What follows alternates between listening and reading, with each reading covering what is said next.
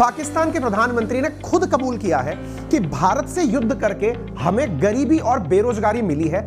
हम भारत से बैठकर शांति के साथ बातचीत करना चाहते हैं और बातचीत के अंदर हम उन मुद्दों को भी रिजॉल्व करना चाहते हैं जो इन दोनों देशों के बीच में काफी समय से है। आपके सामने एक ट्वीट है, एक मैसेज है, जरा इस मैसेज को शांति से पढ़ते हैं।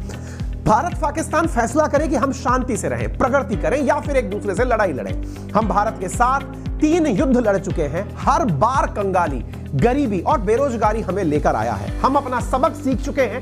प्रधानमंत्री नरेंद्र मोदी को मेरा संदेश है कि चलिए बैठते हैं और बात करते हैं।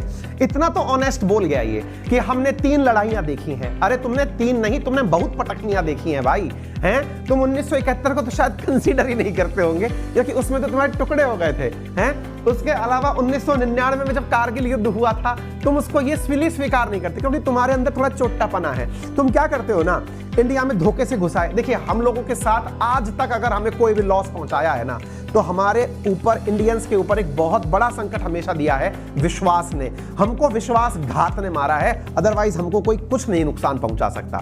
यहां पे तो विश्वास करके ही, मतलब जितनी भी कहानी कथाएं हैं ना हमारी दुनिया में, वो विश्वासघात की हैं साहब। आप 1947 के अंदर पाकिस्तान की एंट्री देख लीजिए। हमने सोचा था कि इंडिया में कश्मीर मिल गया है, जैसे सब हुआ है, तुम पीछे से धोखे से घुसे आए, कबीले की भेषभूषा पहनकर घुसे आए। इंडिया में हर बार विश्वासघात। हमारे साथ चाइना का वॉर हुआ, चाइना का वॉर नहीं था साहब वो। हम चाइना के साथ तो पंचशील सिद्धांत, हिंदी चीनी भाई भाई खेल रहे थे, लेकिन वो हमारे पीठ पर छुरा घोंप दिया। ऐसे ही हम तो 1999 में भी आराम से बैठे थे कि कारगिल में कोई लोड नहीं होगा, हम आराम से अपनी काम चला रहे थे। वो तो भला एक चरवाहे का जिसने देख लिया कि तुम लोग ऊपर आकर के बंकर बना लिए हो। हमारा तो विश्वास ही ब्रीच हुआ है। इसलिए ना, तुम जब ये घड़ियाली आंसू रो रहे हो क्योंकि कटोरा लेकर के अब तुम्हारे पास एक ही देश बचा है, इंडिया, कि बस यही है जो हमारी मदद कर सकता है। अदरवाइज ना, ये सारी बातें जो हैं, ये कुल मिलाकर के तुम्हारे द्वारा विश्वासघात के नमूने। एक समय था जब पाकिस्तान का फ्लैग इस तरह से इज्जत से रखा जाता था। आज लोगों ने इसको मॉडिफाई करके दिखाना शुरू कर दिया है, लोग इसको कटोरे में बदल दिए हैं। खैर, पैसे की कमी के चलते जो हाल श्रीलंका के हुए थे ना, अगर आपको याद हो कि तेल का टैंकर गेट पे खड़ा था लेकिन पैसे देने के लिए नहीं थे। अब इनके असेंशियल गुड्स जो है ना, जरूरत का जो सामान है वो पोर्ट पर खड़ा है, उसको लेने के पैसे नहीं है। इससे ज्यादा और क्या हालत खराब होगी। महंगाई से जो हाहाकार मचा है, विदेशी मुद्रा भंडार का निचला स्तर पहुंच गया। कुछ तस्वीरें मैंने आपको दिखाई भी थी कि किस तरह से यहां पर अनाज को लेकर के लड़ाइयां हो रही हैं। लोग मतलब अनाज की बोरियों को लेकर एक दूसरे से झगड़ते हुए दिख रहे हैं। कहीं अनाज मिल रहा है तो लोग एक दूसरे को लेकर नाले में गिर जा रहे हैं। यानी कि जो भूख का आलम है और लड़ाइयों की जो स्थिति है ना, वो अब जग जाहिर हो चुकी है। जग जाहिर खुद प्रधानमंत्री स्वीकार कर रहे हैं, और तो कौन स्वीकार करेगा, ठीक है ना।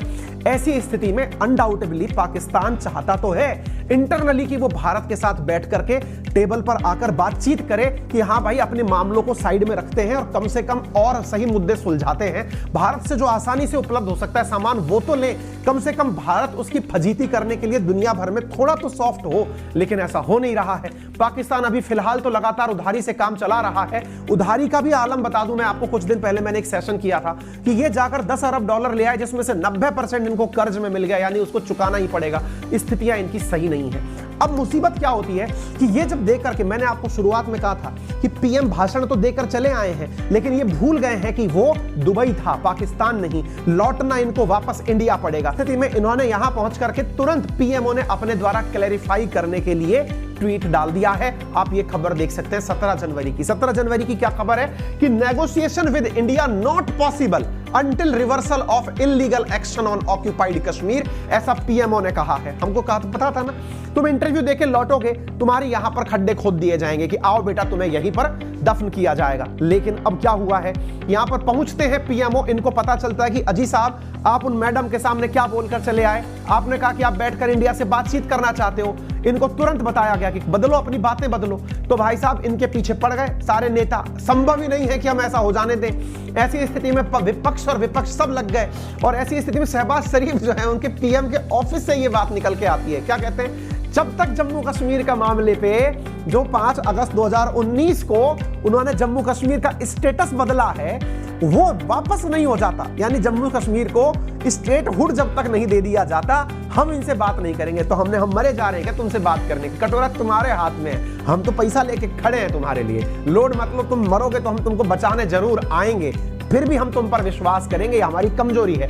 पीएमओ यहां पर लिख रहा है कि जो इन्होंने इलीगल एक्शन लिया है ना अगस्त 5 2019 को, इंडिया ने इलीगल एक्शन बेटा भी कुछ नहीं लिया है। इलीगल एक्शन उस दिन होगा जब लाहौर और इस्लामाबाद को जब तुमसे ना संभाला जाएगा और दुनिया में तुम्हारी लाज बचाने के लिए हम उसे भी साथ ले लेंगे। उस समय तुमको लगेगा, क्योंकि तुम तब टेक्निकली सभी जगह कह पाओगे कि हम पर इलीगल एक्शन हुआ है। मुसीबत ये रहेगी कि तुम जिस एटम बम को कहते हो ना बार बार एटम बम है, एटम बम है, तुम्हारे पास चलाने के लिए मिसाइल में फ्यूल तक नहीं बचेगा। स्थिति तुम्हारी इतनी खराब हो जाएगी।